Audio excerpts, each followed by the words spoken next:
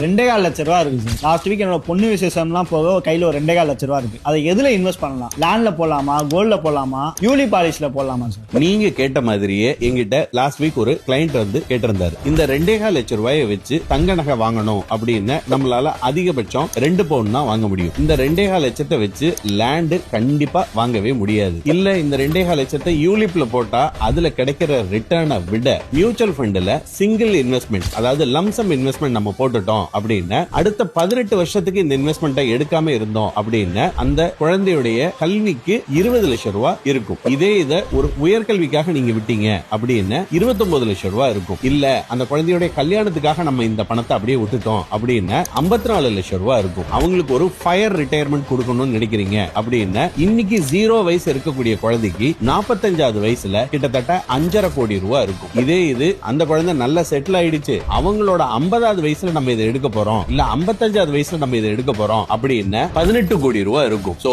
இந்த 2.25 லட்சம் இன்வெஸ்ட்மெண்ட் இவ்வளவு தூரம் வளர்றது வேற எந்த அசெட் கிளாஸ்லயும் நடக்காது அப்படிங்கறத மறந்துட வேண்டாம். மியூச்சுவல் ஃபண்ட் இன்வெஸ்ட்மெண்ட் பொறுத்தளவு லாங் டர்ம், காம்பவுண்டிங், டிசிப்ளின், இது 3 மட்டும் தான் உங்க பணத்தை வளர்க்குது. உங்க வீட்டுல விசேஷங்கள் இல்ல உங்க வீட்டுல இந்த மாதிரி உபரிகள் இருந்தது அப்படின்னு இன்வெஸ்ட் பண்ணணும்னு நினைச்சீங்கன்னா என்னைய தொடர்பு கொள்ளுங்க. உங்களுக்கு உதவுறதுக்கு நான் தயாரா இருக்கேன்.